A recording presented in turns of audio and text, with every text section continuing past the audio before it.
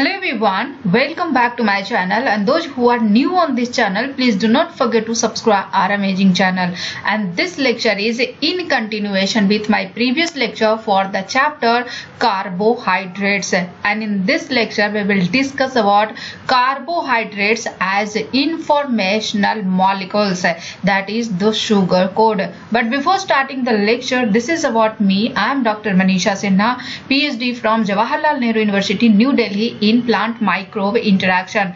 I have qualified CSIR UGC NET JRF. Apart from that, I have qualified various national level entrance exam at BSc, MSc and PhD level. I have 8+ year research experience in biological sciences, 4+ year teaching experience, and published couple of international research paper. Now let's start the lecture, and the topic is carbohydrates as informational molecules, that is sugar code. और carbohydrate अगर informational molecule की तरह काम करता है सो उसमें ग्लाइकोकंजुगेट्स important role play करता है. So first is the glycobiology. What is glycobiology? Glycobiology is the study of structure and function of glycoconjugates. Glycoconjugates को हमने डिटेल में डिस्कस किया था in last lecture of the carbohydrates. So glycoconjugates की अगर बात करें तो ग्लाइकोकंजुगेट्स 3 तरह के होते हैं. First one is the proteoglycan, second one is the glycoprotein, and third one is the glycolipid. So glycoconjugates 3 तरह के होते हैं. First one is the proteoglycan, second one is the glycoprotein and third one is the glycolipid. Proteoglycan की अगर बात करें तो प्रोटियोग्लाइकन क्या होता है? जब ग्लाइकोसामिनोग्लाइकन्स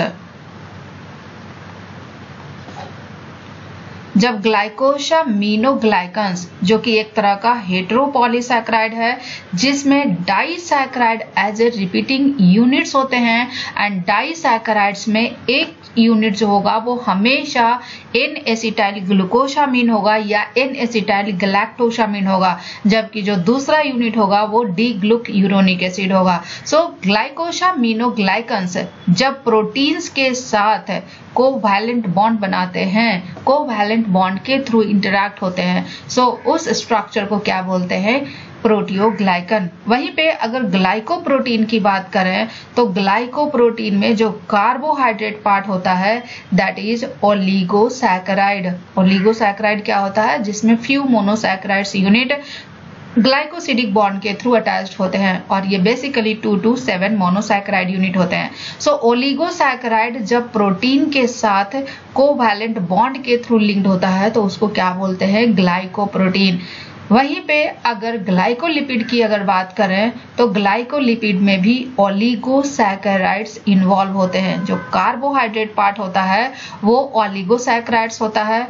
जब ओलिगोसैकेराइड्स लिपिड के साथ कोवैलेंटली लिंक्ड होते हैं तो उसको बोलते हैं ग्लाइकोलिपिड.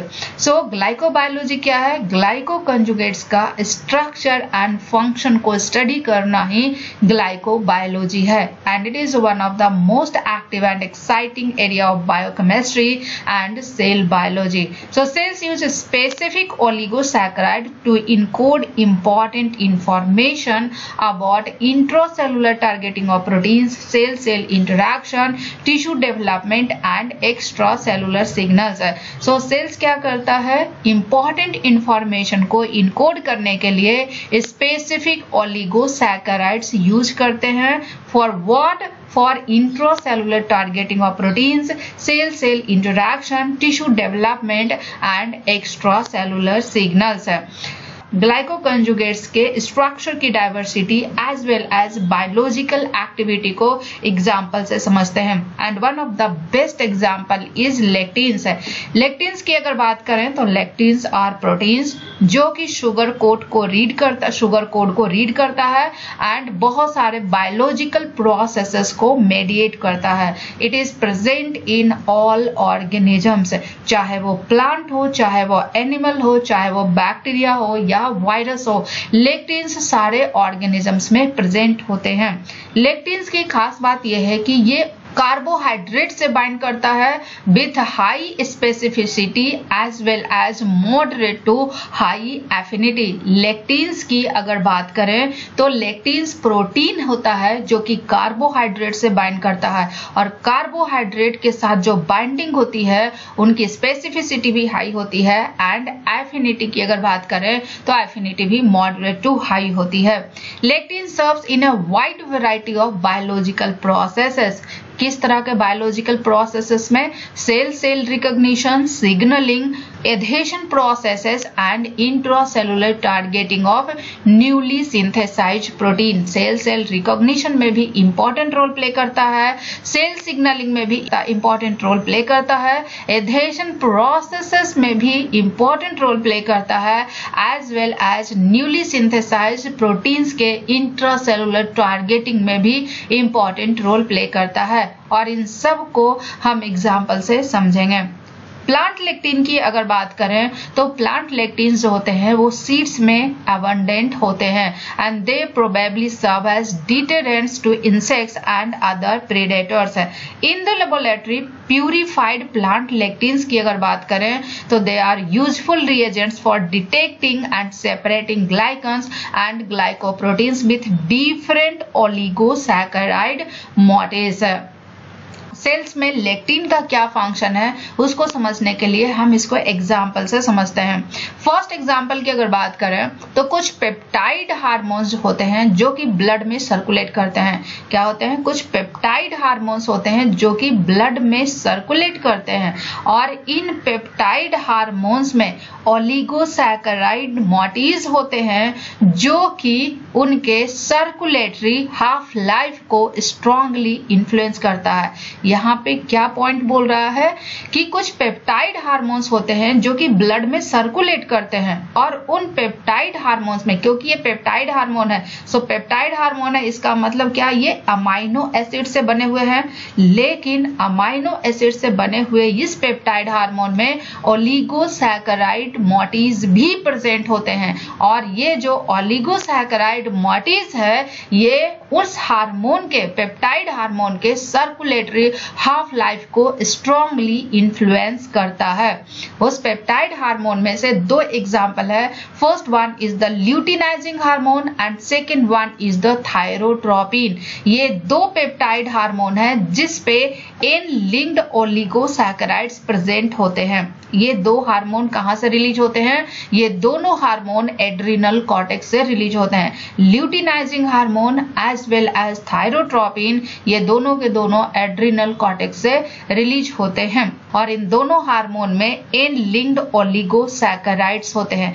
एन लिंक्ड ओलिगोसैकेराइड्स का मतलब क्या होता है? इन हार्मोन्स में जो पेप्टाइड है, इन हार्मोन्स में जो पेप्टाइड पोर्शन है वो ओलिगोसैकेराइड से लिंक्ड होते हैं through the nitrogen of asparagine. Asparagine amino acid जो है इन्वॉल्व होता है यहाँ पे ग्लाइकोसिडिक बॉन्ड के फॉर्मेशन में, और क्योंकि एस्पराजीन का अमाइड नाइट्रोजन इन्वॉल्व होता है इसीलिए इसको एन लिंक्ड ओलिगोसैकेराइड बोलते हैं। क्यों बोलते हैं? क्योंकि यहाँ पे नाइट्रोजन इन्वॉल्व है इसीलिए इसको एन लिंक्ड ओलिगोसैकेराइड बोलते हैं। लेकिन इस ओलिगोसैकेराइड का जो लास्ट में डाइसैकेराइड है, this disaccharide play an important role for the recognition with the lectin. और वो डाइसैकेराइड क्या है? Disaccharide is N acetyl galactosamine जो कि 4 कार्बन पे सल्फेटेड है, एंड एन एसिटाइल ग्लूकोसामिन, और इन दोनों की जो लिंकेज है it is by beta 1,4 linkage. So ये डाइसैकेराइड ही है जो कि हिपैटोसाइट्स के लेक्टिन रिसेप्टर से रिकॉग्नाइज होता है। क्या होता है? ये जो पेप्टाइड हार्मोन है, पेप्टाइड हार्मोन पे ओलिगोसैकेराइड चेन होते हैं, that oligosaccharide chain is an linked, और उस ओलिगोसैकेराइड चेन का डाइसैकेराइड क्या करता है? रिकॉग्नाइज किया जाता है by lectins of the hepatocytes. So receptor hormone interaction means इस लेक्टिन के हिपैटोसाइट्स के रिसेप्टर से हार्मोन क्या करता है? रिकॉग्नाइज होता है। So receptor hormone interaction mediates the uptake and degradation of luteinizing hormone and thyrotropin. उससे क्या होगा? डिस्ट्रक्शन के बाद क्या होगा? ब्लड में इनका कंसंट्रेशन क्या होगा? कम हो जाएगा। So blood level of of these hormones undergo periodic rise due to secretion by the adrenal cortex and periodic fall due to destruction by the hepatocytes. So luteinizing hormone या thyrotropin का blood में जो level होता है वो periodic rise and fall होता है। Rise क्यों होता है? एड्रिनल कॉर्टेक्स से प्रोडक्शन की वजह से, सिक्रेशन की वजह से एंड हिपैटोसाइट से डिस्ट्रक्शन की वजह से। हिपैटोसाइट्स डिस्ट्रक्ट कब करेगा? जब हिपैटोसाइट्स का लेक्टिन बाइंड करेगा ल्यूटिनाइजिंग हार्मोन के एन लिंक्ड ओलिगोसैकेराइड के डाइसैकेराइड पोर्शन से। सो this is the first example जिसमें लेक्टिन काफी इंपॉर्टेंट रोल प्ले करता है। सेकेंड एग्जांपल की अगर बात करें तो it is the plasma glycoproteins. Plasma पे बहुत सारे ग्लाइकोप्रोटीन्स प्रेजेंट होते हैं। सो उस ग्लाइकोप्रोटीन में जो ओलिगोसैकेराइड चेन होता है उसमें N acetyl neuraminic acid residue होते हैं और एन एसिटाइल न्यूरामिनिक एसिड को क्या बोलते हैं? सियलिक एसिड बोलते हैं। सो प्लाज्मा के ग्लाइकोप्रोटीन्स का जो ओलिगोसैकेराइड्स होते हैं उसके इंड पे क्या प्रेजेंट होता है? सियलिक एसिड। अब ये सियलिक एसिड क्या करता है? प्रोटीन्स को प्रोटेक्ट करता है from the degradation in the liver. And one of the best example of plasma membrane protein जो कि सियलिक एसिड से प्रोटेक्टेड होता है दैट इज सेरुलोप्लाज्मिन। सेरुलोप्लाज्मिन की अगर बात करें तो ये कॉपर कंटेनिंग सीरम ग्लाइकोप्रोटीन है। क्या है? Ceruloplasmin is a copper containing serum glycoprotein जो कि इंपॉर्टेंट है और ये एग्जाम में काफी बार पूछा जा चुका है। Ceruloplasmin is a copper containing serum glycoprotein और इसमें काफी सारे ओलिगोसैकेराइड्स होते हैं जो इंड होता है किस चीज से? एन एसिटाइल न्यूरामिनिक एसिड से दैट इज सियलिक एसिड से। जब इस सेरुलोप्लाज्मिन सपोज दैट कि अगर ये सेरुलोप्लाज्मिन है और ये ओलिगोसैकेराइड चेन्स हैं, सो इसका जो ओलिगोसैकेराइड चेन का इंड वाला जो पोर्शन है इट इज सियलिक एसिड। ये क्या होगा? सियलिक एसिड होगा। सो जब ये सियलिक एसिड को रिमूव कर दिया जाएगा तो ये प्रोटीन मार्क्ड हो जाएगा for the destruction and replacement. Means removal of sialic acid from these glycoproteins marks the protein for destruction and replacement. Sialic acid को रिमूव कैसे करते हैं? सियलिक एसिड को रिमूव किया जाता है एक एंजाइम से जिनको बोलते हैं सियलिडेज। इसको न्यूरामिनिडेज भी बोलते हैं। Plasma membrane of hepatocytes has lectin molecules that is asialoglycoprotein receptor और ये रिसेप्टर सिर्फ उसी ग्लाइकोप्रोटीन से बाइंड करेगा जिसमें सियलिक एसिड नहीं है। सो सेरुलोप्लाज्मिन से अगर सियलिक एसिड हट जाएगा तो ये किससे बाइंड करेगा? ये हिपैटोसाइट्स के एसियलोग्लाइकोप्रोटीन रिसेप्टर से बाइंड करेगा and then uptake and degrade हो जाएगा। Receptor ceruloplasmin interaction triggers endocytosis and destruction of ceruloplasmin. The third example is removing old erythrocytes from the mammalian blood stream. Erythrocytes की अगर बात करें तो इरिथ्रोसाइट्स की एक लाइफ टाइम होती है and after completing their life time old erythrocytes are removed from the mammalian blood system. अब ओल्ड इरिथ्रोसाइट्स के रिमूवल का मैकेनिज्म क्या है?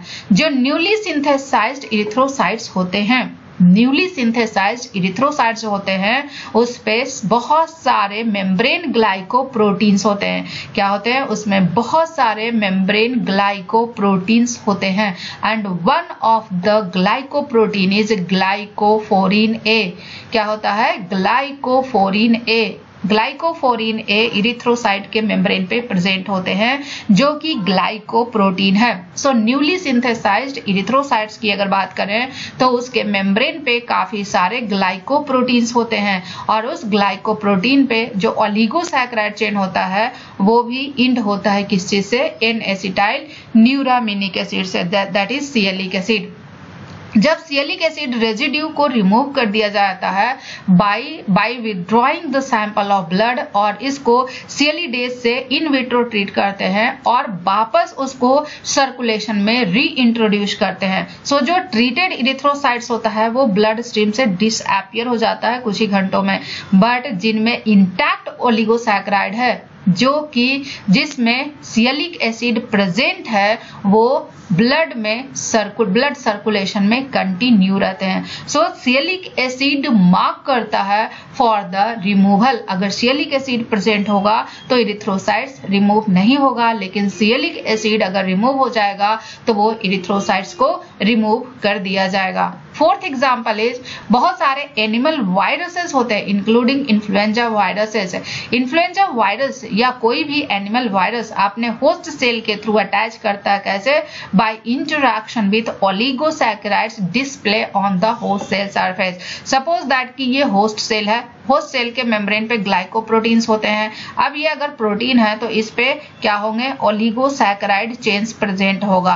अब इस ओलिगोसैकेराइड से अगर ये वायरस है तो इस वायरस का receptor that is lectin receptor क्या करेगा? इस ओलिगोसैकेराइड से बाइंड करेगा। सो बहुत सारे एनिमल वायरस ऐसे होते हैं जो अपने होस्ट सेल के साथ इंटरैक्ट करते हैं विद देयर ओलिगोसैकेराइड जो कि डिस्प्ले होता है उनके सरफेस पे। लेक्टिन ऑफ इन्फ्लुएंजा वायरस को क्या बोलते हैं? HA protein. So influenza virus का जो लेक्टिन है उसको क्या बोलते हैं? उसको बोलते हैं एचए प्रोटीन। अब ये एचए प्रोटीन होस्ट सेल के सरफेस जो ओलिगोसैकेराइड है उससे क्या करेगा? इंटरैक्ट करेगा। सो इन्फ्लुएंजा वायरस का जो लेक्टिन है that is HA protein, it is essential for the viral entry and infection. After initial binding of virus to sialic acid containing oligosaccharide on the host surface, viral sialidase removes the terminal sialic acid residue, triggering the entry of virus into the cell. Inhibitors of this enzyme are used clinically in the treatment of influenza. So इस enzyme का जो inhibitor है उसको use करते हैं influenza treat करने के लिए। Lectins on the surface of half simplex virus that is HS1 and HS2 bind specifically to heparin sulfate on the cell surface as the first step in the infection cycle. जो half simplex viruses का lectin है that is HS1 and HS2 ये कहाँ bind करता है? ये host cell के surface पे heparin sulfate से बाइंड करता है and heparin sulfate is one of the glycosaminoglycans. अब ये binding he and this binding is the first step in the infection cycle. Infection requires precisely the right pattern of sulfation on this polymer.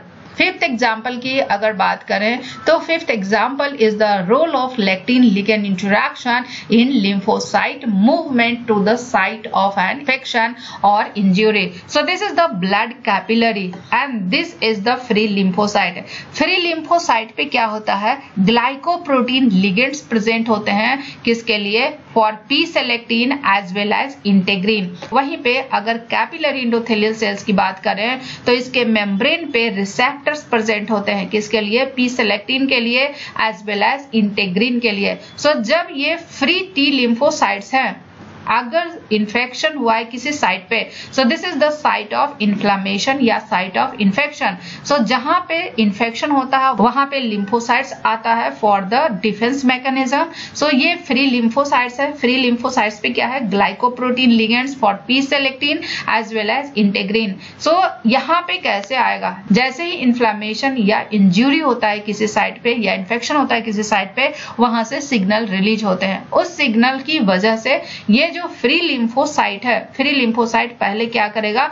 P selectin से bind करेगा क्योंकि P selectin present है कहां पे? Membrane of capillary endothelial sales है। सो P selectin से क्या bind करेगा? जो टी लिम्फोसाइट का ग्लाइकोप्रोटीन लिगेंड है फॉर पी सेलेक्टिन, और जब बाइंड करेगा तो इस लिम्फोसाइट का मूवमेंट क्या हो जाता है? स्लो हो जाता है और ये रोल करने लगता है along the wall of capillary endothelial cells. So जैसे ही ये साइट ऑफ इन्फ्लामेशन के पास पहुंचता है वहां पे सिर्फ पी सेलेक्टिन से बाइंड नहीं करता है, पी सेलेक्टिन से तो बाइंड रहता ही है, वहां पे इंटेग्रिन से भी बाइंड कर जाता है और जब इंटेग्रिन से बाइंड करता है तो इनका मोशन स्टॉप हो जाता है, इनका मूवमेंट मूवमेंट स्टॉप हो जाता है एंड इसके बाद ये एक्स्ट्रावेसेशन का प्रोसेस शुरू होता है। एक्स्ट्रावेसेशन क्या होता है? कैपिलरी वॉल से बाहर निकलना। सो जहां पे इन्फ्लेमेशन है या इंजरी है वहां पे ये पहुंचता है। So there are 3 steps for the lymphocyte to reach the site of inflammation और site of infection. First one is the rolling, second one is the adhesion and third one is the extravasation. इनके अलावा lymphocyte homing के लिए 2 other सेलेक्टिन्स भी होते हैं जो participate करते हैं। First one is the E selectin and second one is the L selectin. E selectins कहाँ होते हैं? ई सेलेक्टिन्स होते हैं इंडोथेलियल सेल्स पे और ई सेलेक्टिन कहाँ बाइंड करेगा? टी सेल पे जो ओलिगोसैकेराइड प्रेजेंट होते हैं उस पे। Second one is the L selectin. L selectin कहाँ प्रेजेंट होता है? टी सेल पे और एल सेलेक्टिन बाइंड करता है cognate oligosaccharides on the endothelial cells. So these are the selectins. Next example is कुछ microbial pathogens होते हैं उसमें lectins present होते हैं। कुछ microbial pathogens होते हैं उसमें भी lectin present होते हैं जो कि bacterial adhesion को mediate करता है to the host cell और toxin entry into the cell। इसके example की अगर बात करें तो एक बैक्टीरिया है that is Helicobacter pylori. This is the Helicobacter pylori and these are the gastric cells. So Helicobacter pylori की अगर बात करें तो ये रिस्पॉन्सिबल होता है most of the gastric ulcer के लिए। Helicobacter pylori करता क्या है? Helicobacter pylori स्टोमक के इनर सरफेस से क्या करता है? अटैच करता है। कैसे करता है? सपोज दैट कि अगर ये स्टोमक का सेल्स है, स्टोमक का सपोज दैट कि स्टोमक का इनर सरफेस का सेल है and this is the bacteria. अब इन दोनों में इंटरैक्शन कैसे होगा? बैक्टीरिया के मेम्ब्रेन पे क्या होगा? लेक्टिन होगा। क्या होगा? लेक्टिन होगा। लेकिन स्टोमक के इनर सरफेस के जो सेल्स होंगे इस पे ओलिगोसैकेराइड होंगे, मींस ग्लाइकोप्रोटीन का पार्ट होगा। सो यहाँ पे जो एक्सपोज्ड ओलिगोसैकेराइड है इन दोनों के बीच में इंटरैक्शन होगा और इस इंटरैक्शन की वजह से ये इस सेल्स में इंटर करेगा। Among binding sites recognized by H. pylori is the oligosaccharide LEB. क्या होता है? It is LEB. ओलिगोसैकेराइड को क्या बोलते हैं? इस ओलिगोसैकेराइड को LEB बोलते हैं और ये तभी LEB से बाइंड करेगा जब ये type O blood group determinant का पार्ट होगा। एंड इस ऑब्जर्वेशन की वजह से ये एक्सप्लेन हुआ कि जो टाइप O ब्लड ग्रुप के पीपल होते हैं उसमें सेवरल फोल्ड ग्रेटर इंसिडेंस होता है for gastric ulcer as compared to type A and type B blood type A and type B people. So ये हेलिकोबैक्टर पाइलोरी का जो लेक्टिन है ये उसी ओलिगोसैकेराइड से बाइंड करेगा, उसी LEB से बाइंड करेगा जो टाइप O ब्लड ग्रुप का डिटर्मिनेंट है। And chemically synthesized analogs of LEB oligosaccharide may prove useful in treating the type of ulcer.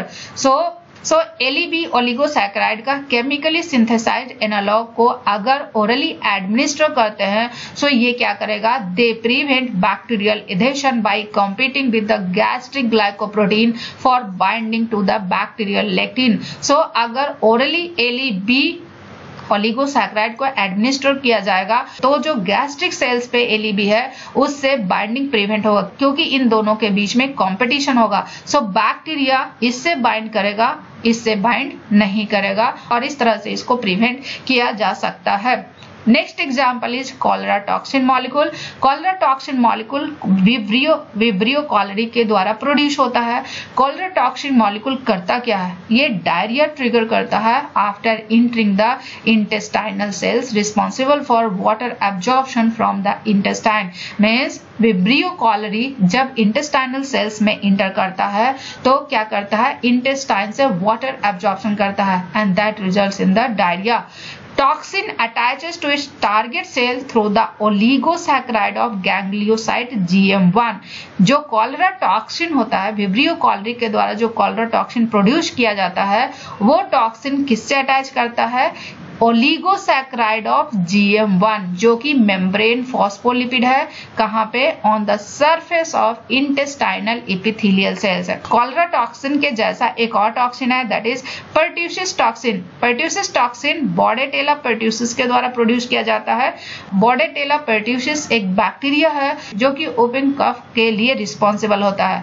बॉर्डेटेला pertussis target cell में इंटर करता है only after interacting with an oligosaccharide with a terminal sialic acid residue. So understanding the detail of oligosaccharide binding sites of this toxin may allow the development of genetically engineered toxin analogs for the use in vaccine. Next example की अगर बात करें तो lectin इंट्रासेलुलरली भी काम करता है। क्या करता है? लेक्टिन इंट्रासेलुलरली भी काम करता है। अभी तक हमने क्या देखा कि होस्ट सेल के सरफेस पे जो ओलिगोसैकेराइड एक्सपोज्ड होते हैं उससे लेक्टिन बाइंड करता है, लेकिन कुछ लेक्टिन्स होते हैं वो इंट्रासेलुलर भी काम करते हैं। कैसे काम करते हैं? ओलिगोसैकेराइड कंटेनिंग मैनोज 6 फॉस्फेट, वैसा ओलिगोसैकेराइड जिस पे मैनोज 6 फॉस्फेट हो, it marks the newly synthesised proteins in Golgi complex for the transfer to lysosome. So जो प्रोटीन की सिंथेसिस होती है वो कहाँ होती है? रफ इंडोप्लाज्मिक रेटिकुलम में। रफ इंडोप्लाज्मिक रेटिकुलम से प्रोटीन कहाँ जाता है? गोल्गी कॉम्प्लेक्स में, और गोल्गी कॉम्प्लेक्स में ही प्रोटीन्स का क्या होता है? ग्लाइकोसाइलेशन मींस प्रोटीन्स पे ओलिगोसैकेराइड मोइटी ऐड होते हैं।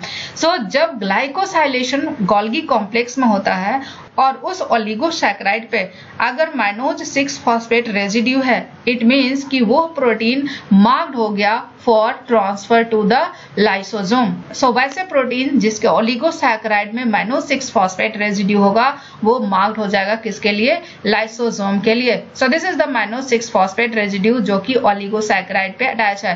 Terminal residue should be mannose 6 phosphate.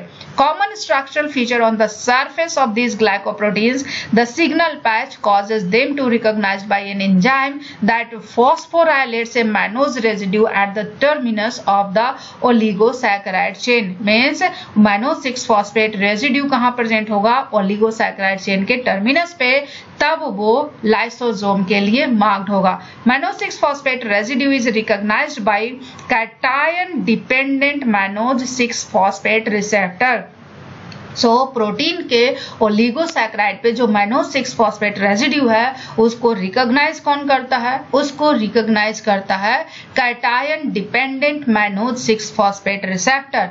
अब ये cation dependent mannose 6 phosphate receptor क्या है? It is a membrane associated lectin with mannose phosphate binding site on the luminal side of Golgi complex है। सो Golgi complex के luminal side पे present होते हैं। When the section of Golgi complex containing this receptor buds off to form a transport vesicles, proteins containing mannose phosphate residue are dragged into the forming bud by interaction to their mannose phosphates with the receptor. The vesicles then moves to and fuses with the lysosome, depositing its cargo therein. So suppose that कि अगर ये Golgi complex है और यहाँ पे ये protein है जिस पे ओलिगोसैकेराइड पे क्या है? मैनोज 6 फॉस्फेट है। सो इस गोल्गी कॉम्प्लेक्स के मेम्ब्रेन पे एक रिसेप्टर होता है that is cation dependent mannose 6 phosphate receptor, और इनके ल्यूमिनल साइट पे क्या होता है? मैनोज 6 फॉस्फेट की बाइंडिंग साइट होती है। इस रिसेप्टर पे ल्यूमिनल साइट में मैनोज 6 फॉस्फेट की बाइंडिंग साइट होती है। सो ये प्रोटीन क्या करेगा? इस रिसेप्टर से बाइंड करेगा, देन ये वेसिकल बनाएगा और ये लाइसोसोम तक जाएगा, एंड लाइसोसोम में जाके ये फ्यूज करेगा, एंड देन ये सारे प्रोटीन्स इनके अंदर डिलीवर कर दिए जाएंगे। Many perhaps all of the degradative enzyme जो कि हाइड्रोलाइसिस होता है of the lysosome are targeted and delivered by this mechanism. Lectin carbohydrate interaction की अगर बात करें तो ये काफी ज्यादा स्ट्रांग होता है एंड हाईली स्पेसिफिक होता है। So for lectin oligosaccharide interaction ये बहुत जरूरी है कि ओलिगोसैकेराइड्स में यूनिक स्ट्रक्चर होना चाहिए। इसीलिए सो दैट की recognition by lectin is highly specific. High density of information in oligosaccharides provide the sugar code with an essentially unlimited number of unique words small enough to read by single protein। Means वो जो code होना चाहिए वो simple होना चाहिए और काफी small होना चाहिए सो दैट की प्रोटीन के द्वारा रीड किया जा सके। In their carbohydrate binding sites lectins have subtle molecular complementarity that allow interaction only with their correct carbohydrate cognates. The result is extraordinarily high specificity in these interactions. X-ray crystallography studies के द्वारा बहुत सारे lectin carbohydrate complexes का information पता चला है। First one is the sialoadhesin, जिसको बोलते हैं सिग्लिक 1 भी।